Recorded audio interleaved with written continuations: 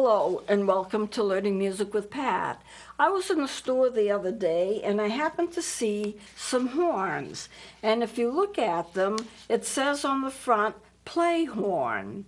And I bought 4 of them actually because I wanted to show various things with them, and I had no idea whether they actually played or not, but you can see one of them is yellow on the bottom and green on top, the other is green on the bottom and yellow on top, and they have a little purple cap. Each one of them has a little purple cap, and you can tell here it looks a little bit like a trumpet mouthpiece. They both have it, just in different colors, that's all. And I went to the store, where I checked out, and I said to the lady there, do they really play? And because it says play horn on them, do they make sounds? And she says, I don't think so. I think it's more like a megaphone. And I noticed that some of them did not have the cap on, and I think they were supposed to. So this is what it looks like without the cap on. It's basically a tube, and you can see right through it, or I can see right through it. I'm looking straight at the camera here as I look through it. It's just a tube. And this top can come off. I'll show you that a little bit later, that this top can come off, and then you have just the yellow piece, but I'll take that off later and show you. So what I want to do now is just a little bit of a review, and then I'm going to start off after that with the sound tube, which Dave will come up and play for me because he's got a good strong arm. So this is just a bit of a review. I'm condensing here. If you look at this chart, we've talked about molecules and atoms before, and molecules are basically clumps of atoms. As you know, and I think maybe I should start right here instead. As you know, atoms are the smallest building blocks of nature. Now, I'm not talking about subatomic particles here, but atoms as being the smallest building block of nature. And they join together to form molecules of various sizes. Molecules can be either small or huge. When we talk about huge, we're talking relative size because they're so tiny you'll never see them, but huge in the molecular world at any rate. So the molecules could have just a few. You can have, there are molecules that have at least 22,000 atoms connected together. That would be a large molecule. And sound waves are basically bundled up molecules. So let's turn to the next page. When you have a sound, you start with a vibration. And if you remember, the last segment I brought in was a ruler, and I put it on the edge of a table, and I slapped it, and you could see the vibrations, and you could hear the sound that it made. I didn't bring it today. I have so many instruments with me, I can only carry so much. So at any rate, the molecules compress. You start off with a vibration. The molecules compress, and they push each other. And as they push each other, they transfer sound. Molecules do not create sound, but they transfer sound. That's an important difference. Now, what I brought in with me, and I'm going to have Dave come out. He's behind the camera. And I'm going to have him use a sound tube. Now, I've used it before in here. I have 3 of them. But I decided that somebody who's a lot stronger than I am and who's not afraid of killing the mics that are sitting right above my head might make a larger sound. So this is Dave, and he's behind the booth usually, and I'm going to have him just fool around with that sound tube and see what kind of sound he can get from it. And you trust me with this, huh? I trust you with it. What could possibly go wrong? What could possibly go wrong?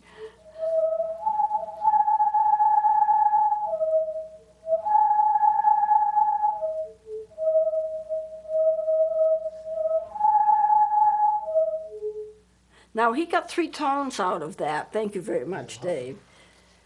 He got 3 tones out of that. I usually get just 2 tones, but you can see there's moving and rushing air, and the molecules are compressed and they're hitting each other, and that's how the sound is transferred. Now, generally speaking, if you're going to play an instrument and you're getting regular notes, not just sounds, then what you have to do is you have to keep one end of an instrument blocked just to show you, and then I'm going to go on with a review, and we'll spend more time with these blowhorns. Here is something that looks like a flute. It really is a fife, but it looks like a flute. And if I were to play it, and it didn't have anything to stop it, the air would come out of both ends. But I'll use my conductor's baton and move it, and you can see if I get it in right, I could only go in so far. It won't go through. One end has to be blocked off, and the air goes in one direction only. Now, let me take my Germeintart piccolo. Any piccolo and any flute, I brought the Germeintart, the piccolo, because it's smaller, it's easier to carry. But you see, one end has a cap on it, and because it has a cap on it, the air cannot go in that direction. It has to flow in this direction. If I were to take something, I just made this, I've had this in before. It's just a tube. It's actually a tube for hand wipes and so forth. And I just stick a little piece of plastic in it as a mouthpiece. If I blow in it, all you get is a sound of air. There are no notes, and I just keep it around to demonstrate that. You have to block off one end, and the air always has to be flowing in one single direction. So let me continue with these charts. Well, let me show you the blowhorns first. I have 3 of them here. And let's take this one. This one, I've got the cap off from it. You have air going through here if you blow in it. You can have air going in here if you blow in it. Nothing's capped off. And so therefore, if I were just to blow, all I get is air that's coming back at myself. Same thing if I do this. I'm only getting air coming back at myself because nothing's really blocked off. The air can go in different directions. But what if I close it off? Well, these are closed off. I guess I'll close this off with my hand. Can I make a sound? It's not very attractive, but yes, it does make a sound. What if I make a sound in here?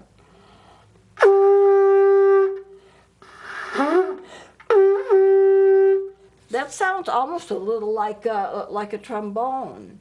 That's not a bad sound. That's better than I've been doing lately with it. I was trying to make more than one tone. I'm not sure that I can do that. But let me try those that are capped already. This is capped. I'm not taking the cap off because it's so hard to get on, and I will use what looks like the mouthpiece of a trumpet or some kind of a brass instrument to blow into it and see what we get there. That does not sound wonderful. I think it's because I've got some air leakage here. Let me hold this down. Not good. But it still makes a sound. I've been thinking about doing a segment just on noisemakers. This would be a noisemaker. That's all it does. But the vuvuzelas that I have in here, they're also noisemakers. Now you can, as I said before, take this off. Just screw it off. And what have you got? This could act like a little megaphone. Or I can try to play it and make a sound out of it, which I'm about to do. And I have no idea what it's going to sound like, but I will try.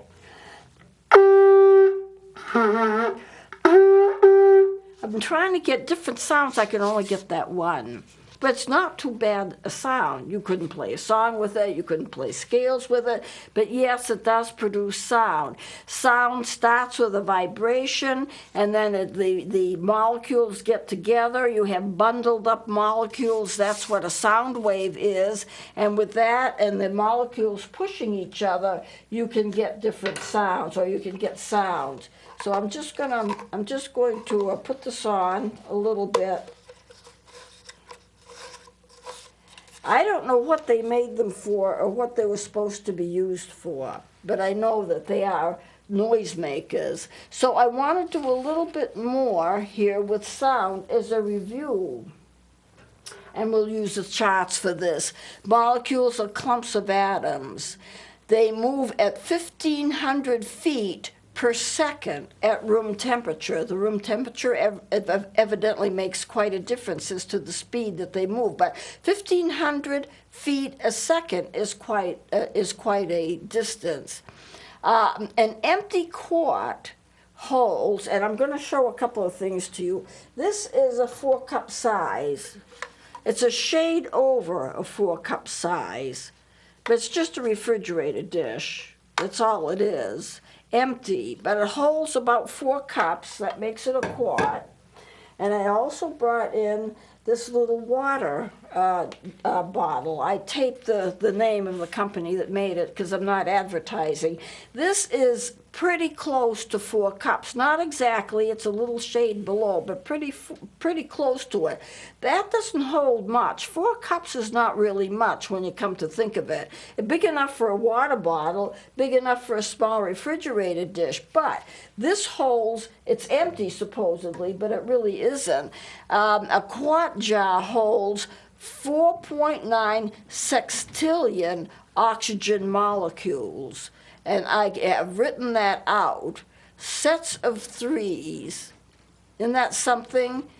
Sextillion, 4 sextillion, 4.9 sextillion oxygen molecules. Or it holds 7.7 quintillion carbon dioxide molecules. That's a lot. I've got that all written out. Or it holds 18 sextillion nitrogen molecules, 18 sextillion. And I've got that all written out too. That's an awful lot. It seems like an awful lot, but you've got to remember that these molecules and these atoms are so tiny that there's no way you can actually see them. Just give you a little lesson here in physics, because I think physics is fascinating, but it has a lot to do with sound. If you blow up a balloon, the molecules will hit each other, and that's what keeps the sides of the balloon shaped like a balloon. The molecules hit each other millions and millions of times a second. They hit each other all the time. So you're blowing up the balloon, and what you don't see and what you can't see is the fact that the molecules are hitting each other, pushing each other, and they're hitting each other many millions of times per second. But they're also hitting the side of the balloon, the wall of the balloon, and that keeps the balloon in its shape. If they couldn't stick, or if they couldn't hit the sides of the balloon, you couldn't have the balloon blown up. It would just be kind of a saggy piece of rubber. So if you had like 423 million hydrogen atoms, they would be able to live on 1 inch of a ruler. So 423 million hydrogen atoms, and they can occupy 1 inch. And I measured out the inch. Now, it may not look like an inch, or you may not be able to perceive that's an inch, but that's a ruler's inch. I drew it out this morning. If you could enlarge a hydrogen atom and to the size of a period, I put in a period. If you could just enlarge a hydrogen atom just to the size of a period, then the electron would be 30 yards away. So supposing you were able to take say a proton, and you were able to enlarge it to the size of, say, a marble, just a little tiny marble, that large. It would be so enlarged that it would be ridiculous to even try to conceive of it, but let's just, for the sake of discussion, then the nearest electron could be millions of miles away. They are so tiny that the distance between them in a relative scale is just magnanimous. And if you were able to increase the size, then it would be miles and miles and miles and miles and thousands and millions of miles for the next part of that same atom or molecule to exist. Now we don't, if you take a look at the sky and you take a look at all the stars and they look like they're fairly close together, well, they're not. They're not close together at all. If you went into outer space, they look together because we're so far away from them that they seem to form shapes. You have Orion, you have the North Star, you know, you have the various constellations. But if you were to really study it up, you would find that they are so far distant from each other that they're not even connected to each other, although they look like they are when we see them because we see the shapes that they form, but they're not together at all. And the space between them is really amazing. Now, I mentioned the balloon. If you have colliding molecules that hold out the side of the balloon, and the balloon is say shaped like this. This isn't really like what most balloons look like, but at any rate, it holds out. The fact that the molecules hit the side of the balloon keeps the balloon in its shape. Woodwinds and brass instruments have one end of the instrument blocked, so the air is flowing in just one direction. I've already mentioned that. Otherwise, there would be no sound. If you were playing a recorder, then you are blocking off, and I just want to pick one up here. You are blocking off one end simply because your mouth is on it and blowing into it, so that end is blocked off. If you're playing a flute or a piccolo or a fife is very similar, you have it blocked. One end is blocked, so the air can only go in one direction. So it's not a problem in terms of stringed instruments or piano or percussion, but if you are using, and even with the brass, if you're playing trumpet or trombone, French horn or whatever, your mouth on the mouthpiece blocks it off. So therefore, you can only get air going in one direction, and that is how you would get the tone. I've got to start watching my time here.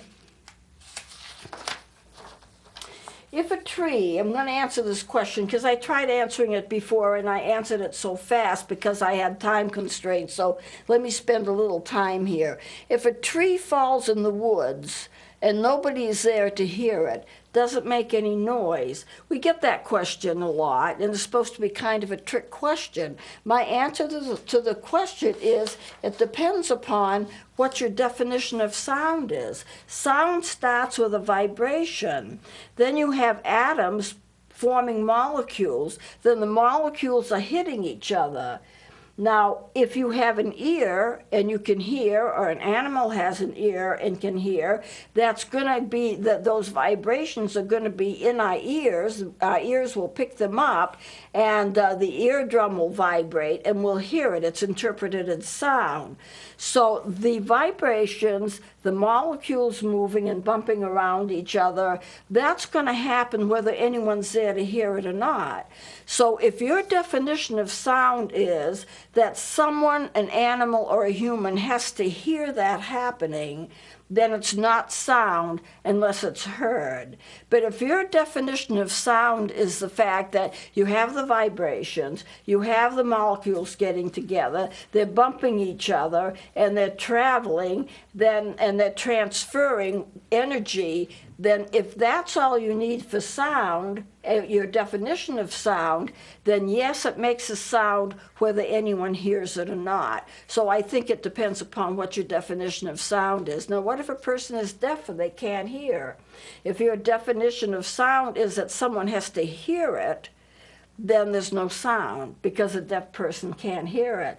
But if your definition is it's just the vibrations, the molecules, the sound waves, and that's what sound is, whether anyone's there to hear it or not, then yes, it makes a sound, even though no one's there to hear it and no one can interpret it. You know, when you see something, it goes in, the rays, light rays go into your eyes, hit the optic nerve, go into the brain, and then the brain interprets it as to what you are seeing. But what if you're blind? You still have the waves, you still have the light going in, but your brain or your optic nerve is not able to handle it. So therefore, is it sight?